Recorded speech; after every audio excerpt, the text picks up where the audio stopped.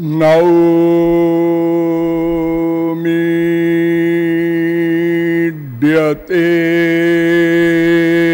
भ्रवपुषे तदिदं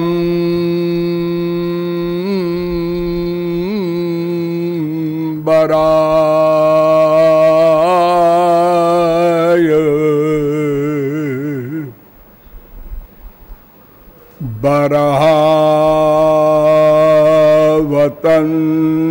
बरावतंस परिपिच्छलसन्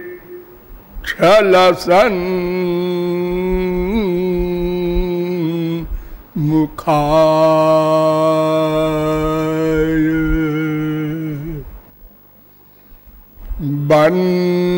वन्यस्रजे कमलवेत्रविषाण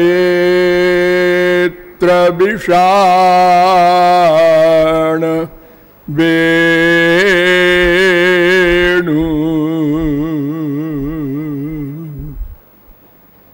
लक्ष्मश्रिये मृदुपदे पशुपांगजाय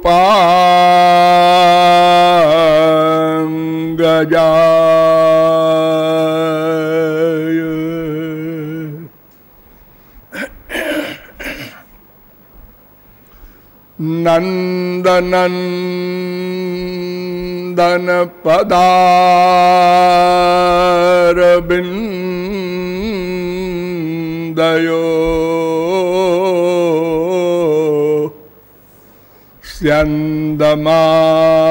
स्यन्दमान मकरन्दबिन्दव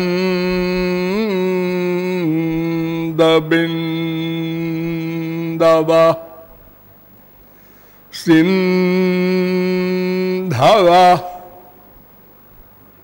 परमसौख्यसम्पदा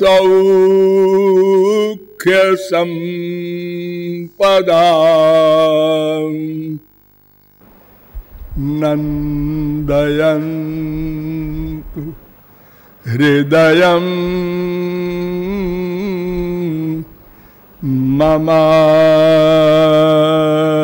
ममानिशम्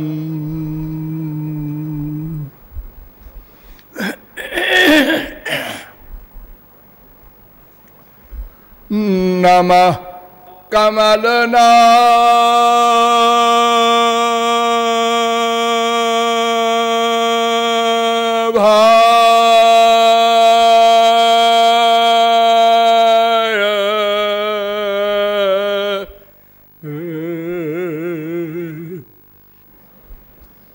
नमः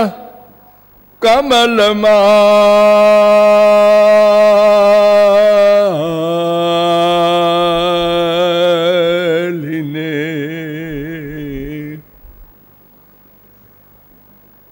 नमः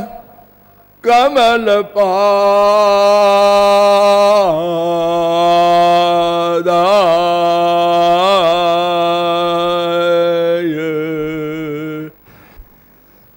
नमस्ते कमले क्षण यो ब्रह्मणं विदधाति पूर्वं यो वै वेदांश्च प्रहिणोति तस्मै तग्वं ह देवमात्मबुद्धिप्रकाशं मुमुक्षुर्वै शरणमहं प्रपद्ये।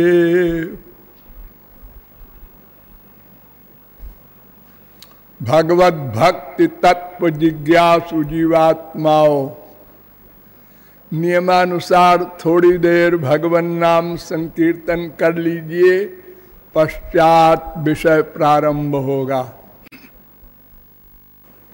भजो गिरिधर गोविंद गोपाला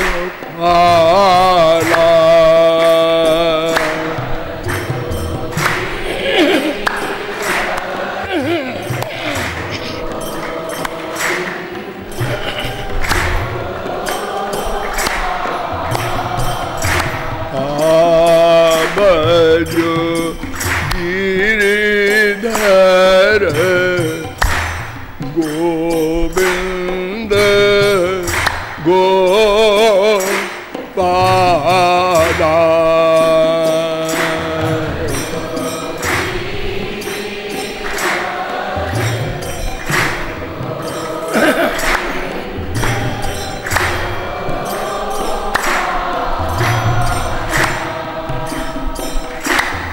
भजो गिरिधर गोविंद गोपाला।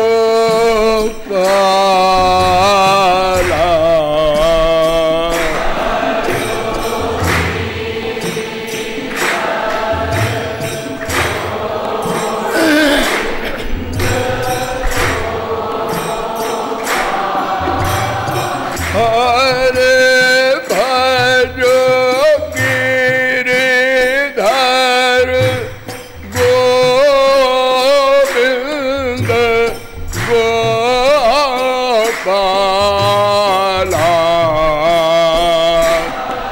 बोलिए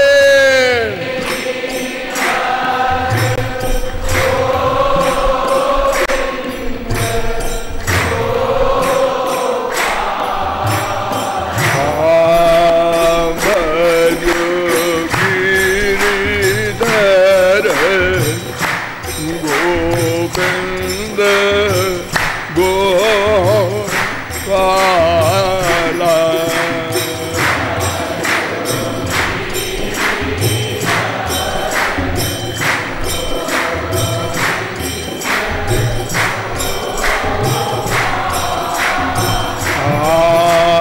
भजो गिरिधर गोविंद गोपाला।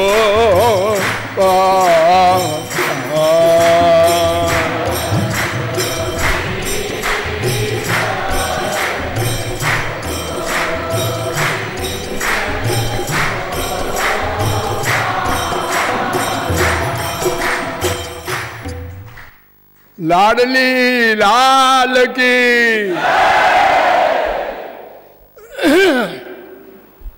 अब आप लोग सावधान हो जाएं। मैं कौन, मेरा कौन, इन प्रश्नों के संबंध में अर्थात इनके उत्तर में अब तक आप लोगों को बताया गया कि ब्रह्म जीव माया ये तीन तत्व ही सनातन तत्व है। तो मैं और मेरा इन्हीं तीन तत्वों में कोई न कोई होगा। श्रुति प्रस्थान, न्याय प्रस्थान, स्मृति प्रस्थान, तीनों प्रस्थानों के द्वारा आप लोगों को बताया गया ये मैं नाम के तत्व को जीव कहा जाता है, आत्मा कहा जाता है, और जो मेरा है उसको ब्रह्म कहा जाता है। और तीसरा तत्व जिसके धोखे में हम पड़े हैं, जिसको हमने मेरा मान लिया है, वो माया तत्व है।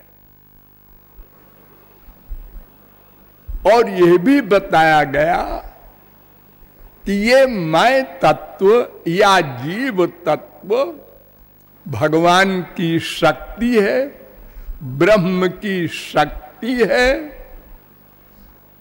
और ब्रह्म का अंश भी है, और ब्रह्म से भेदा भेद संबंध है।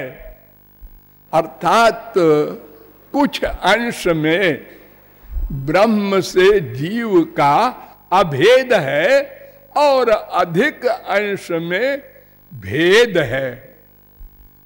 और यह भी बताया गया कि ये जीव और माया ये दोनों ब्रह्म की शक्ति है, इसलिए हम उनको अंश कहते हैं। और यह भी बताया गया कि ब्रह्म और जीव और माया ये तीनों ही हमारी प्राकृत इंद्रिय मन बुद्धि से परे हैं। इनको कोई भी माइक इंद्रिय मन बुद्धि, वो चाहे ब्रह्मादिकों की हो, नहीं समझ सकती, नहीं प्राप्त कर सकती है। इसीलिए अनादिकाल से अब तक अनंत जन्मों में प्रत्येक क्षण तैल धारावत प्रयत्न करने पर भी हम लोगों ने न मैं को जाना, न मेरे ब्रह्म को जाना और न माया को ही जाना।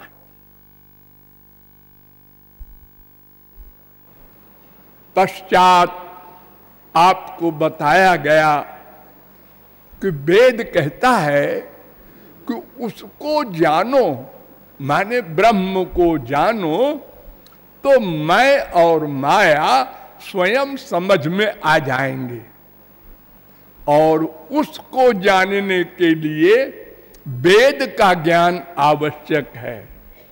लेकिन वेद का ज्ञान ये मनुष्य तो क्या, सरस्वती बृहस्पति की बुद्धि से भी परे है। उसका कारण भी बताया गया कि वेद वाणी अनाद्यनंत शाश्वत ब्रह्म वाणी है, भगवत वाणी है। अतएव जैसे भगवान बुद्धि से परे है, ऐसे वेद भी बुद्धि से परे है। किंतु जिन लोगों ने वेदों को जाना है, उनके द्वारा हम उस ब्रह्म तत्व को, भगवत तत्व को जान सकते हैं। उसके जानने के लिए हमने अपनी बुद्धि से तो बहुत प्रयत्न किया और हार गए। लेकिन वेदों ने कहा ऐसा नहीं है, उसको जाना जा सकता है। वो जिस पर कृपा करके अपनी इंद्रियां, अपना मन, अपनी बुद्धि दान दे दे, वो भाग्यशाली जीवात्मा उस परमात्मा को जान सकता है, देख सकता है। संसारी जीवों की तरह हमसे व्यवहार कर सकता है, प्रेम कर सकता है, क्योंकि वो हमारा सर्वस्व है। माता पिता भ्राता प्रियतम। इसलिए हम जिस भाव से भी उससे मिलना चाहें, वो मिलता है, मिला है, मिलेगा। लेकिन उसकी कृपा कोई आकस्मिकी घटना नहीं है, कोई भगवान पियक्कड़ नहीं है कि किसी पर कृपा कर देगा, किसी पर न करेगा। उसकी भी कुछ शर्तें हैं। उन शर्तों पर विचार किया गया वेदों के अनुसार, शास्त्रों के अनुसार, पुराणों के अनुसार, स्मृतियों के अनुसार। तो पता चला कि कर्म, ज्ञान, भक्ति ये तीन मार्ग हैं जिनसे हम उसको जान सकते हैं, प्राप्त कर सकते हैं। अनंत जीवों ने प्राप्त किया है। कर्म पर विचार किया गया तो पता चला कि कर्म तो स्वर्ग तक ही हमको पहुंचा सकते हैं, बशर्ते कि हम कर्म का जो षड्विधि पालन है विधिवत कर लें। अतः वो हमारे लिए व्यर्थ हुआ। ज्ञान पर विचार किया गया, उसमें भी हमको सफलता न मिली। एक तो ज्ञान का अधिकारित्व ही अरबों में कोई नहीं होता, दूसरे अगर कोई हो भी जाए तो उस मार्ग में चलना कठिन है, और अगर कोई चल भी जाए तो बार बार पतन होता है, और अगर पतन होने के अतिरिक्त तो कोई पहुंच भी जाए तो केवल आत्मज्ञान हो सकता है, ब्रह्म ज्ञान नहीं हो सकता। ब्रह्म ज्ञान के लिए तो भगवत कृपा ही अपेक्षित है, अतएव ज्ञान मार्ग भी हमारे लिए व्यर्थ सिद्ध हुआ। अब तीसरा मार्ग बचा भक्ति मार्ग, इस पर विचार करना है।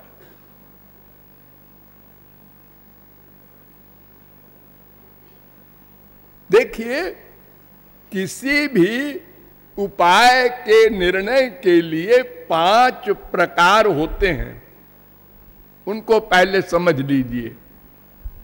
नंबर 1, उस उपाय से लक्ष्य की प्राप्ति हो जाए, पहली शर्त। कर्म हो, ज्ञान हो, योग हो, तपस्या हो, कोई भी साधन हो, उससे लक्ष्य की प्राप्ति हो जाए। लक्ष्य क्या? 2, आत्यंतिक दुख निवृत्ति और अनंत दिव्य अनिर्वचनीय अपरिमेय अपौरुषेय परमानंद प्राप्ति। यही 2 लक्ष्य है ना हमारे।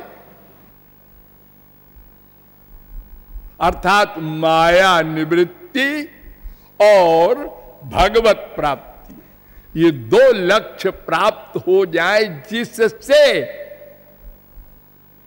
वो मार्ग हमारे लिए अपनाने योग्य है। ये पहली शर्त। दूसरी, जिसके बिना लक्ष्य की प्राप्ति न हो, अर्थात दूसरा कोई मार्ग हो ही न। नंबर 3, उस मार्ग को किसी की आवश्यकता न हो, किसी पर निर्भर न हो, किसी की प्रार्थना न करना पड़े उसको कि वो आ जाए तो हमारा काम चले, वो अकेले मार्ग हमको पहुंचाए। चौथी शर्त, वो मार्ग सबके लिए हो, ऐसा नहीं कि कोई कोई अधिकारी होगा। 5वीं शर्त, वो मार्ग सदा के लिए हो, ऐसा न हो कुछ दूर ले जाके वो कह दे अब तो समाप्त हो गया मार्ग ही, आगे हम नहीं जानते। ये 5 शर्तें हैं।